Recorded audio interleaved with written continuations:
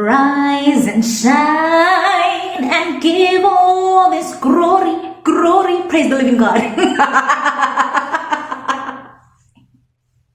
Rise and shine and give all this glory, glory. Praise the living God. I am a star. It's a must. Rise and shine. I'm going. That video sends me, gets me every single time, but it also uplifts my spirit. As you can see, I'm rocking my colorful clothes, my bright colors, because I'm actually in quite a mood. Things are looking up here in China. Things are getting so much better. The dark, heavy clouds are clearing up.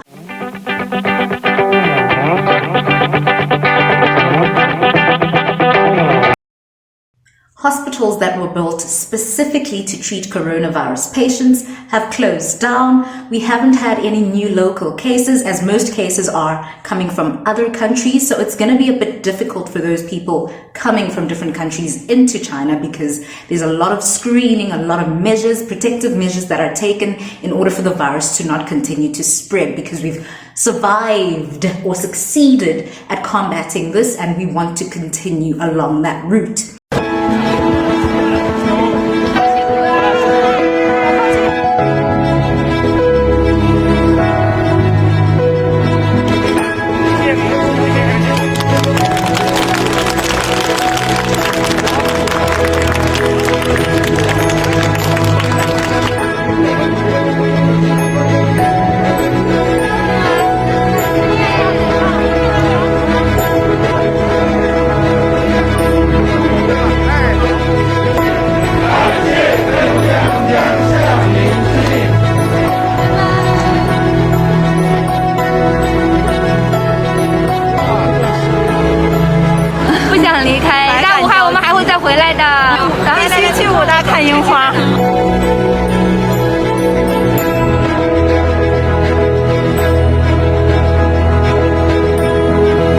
Most people are going back to work, while others are just simply living their best lives. Discipline goes a long way. China is back to work. Look at the people returning from work, going back to the apartments.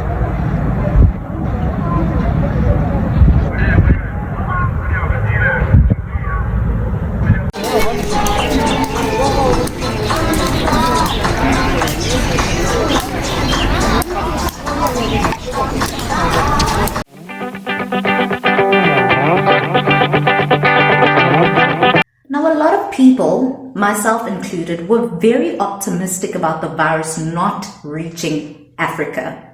I think I speak for a lot of people of color when I say we've been through a lot. We continue to go through the most on a daily basis, so it would have been great to have one less thing to worry about, honestly. Scientists across the globe were initially wondering why the virus was not affecting Africa. And once it finally did hit Africa, it did not spread like wildfire. This further aroused a lot more curiosity, while Africans and people of color all over the world were rejoicing at this blessing. Unfortunately, whenever something good is happening and you rejoice prematurely, it's like the universe's negative energy just conspires to just mess everything up. And that's exactly what happened. Now, I'm all for keeping calm and making lemonade out of all the lemons that life throws at us. But the way my fellow South Africans are so nonchalant worries me, and I have no doubt in my mind that these numbers will continue to skyrocket.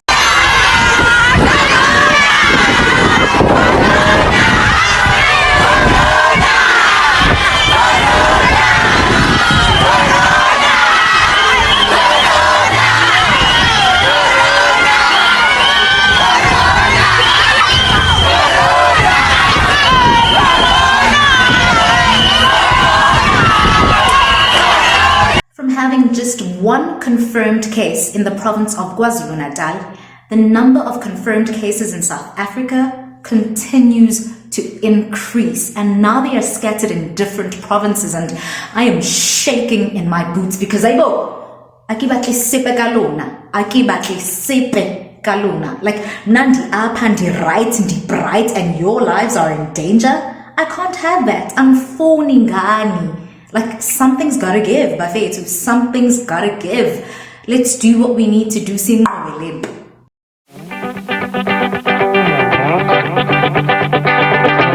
After receiving numerous complaints from most South African citizens regarding South Africa being a free-for-all country where people from all over the world are just allowed to travel in and out of the country at free will during such a catastrophic period, President Cyril Ramaphosa finally addressed the nation. From the start of the outbreak in China earlier this year, the South African government has put in place measures to screen visitors entering the country, to contain its spread and to treat those infected. As of now, South Africa has 61 confirmed cases of people infected with the virus, and this number is expected to rise in the coming days and weeks. Cabinet has decided on the following measures. Firstly, to limit contact between persons who may be infected and South African citizens.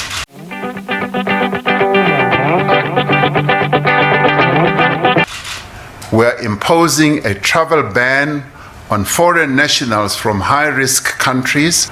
South African citizens are advised to refrain from all forms of travel.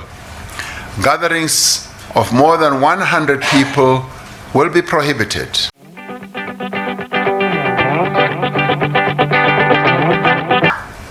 Schools will be closed from Wednesday, 18th March, and will remain closed until after the Easter weekend.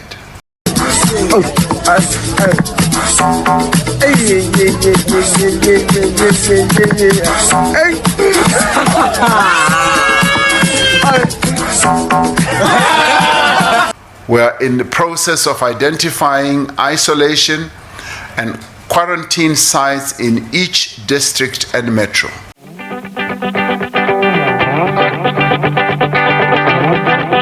We must minimize physical contact with other people and encourage the elbow greeting rather, which is this.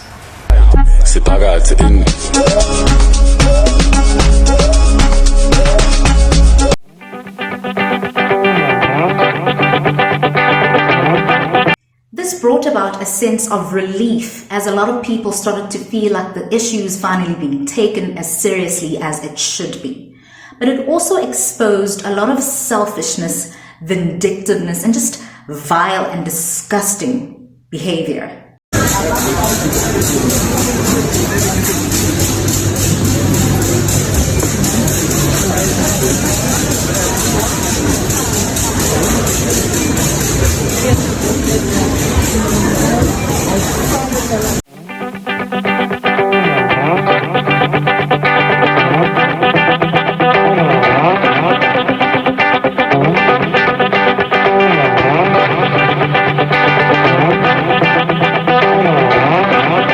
There's also been an ongoing debate about whether or not Africans and people of color can actually contract the virus. Many people have concluded that black people are actually immune to the virus. All of a sudden, a number of African American NBA players report that they have contracted the virus. Adding salt to injury, Idris Elba himself confirmed that he too has contracted the virus. Hey, what's up, guys? So look, this morning I got some test results back for coronavirus and it came back positive. Look, this is serious, you know? Now's the time to really think about social distancing.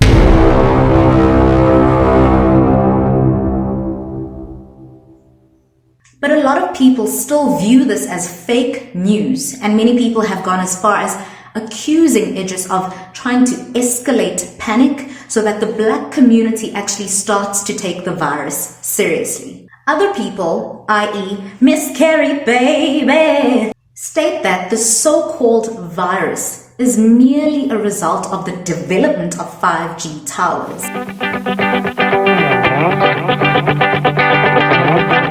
Kerry Hilson further explains that the intense weakening effect that 5G radiation has on the human immune system is what's actually been dubbed as the coronavirus. She says, no. Africans are not immune to the virus, but rather Africans are not exposed to 5G radiation as yet. Hence, there are fewer cases in that particular continent.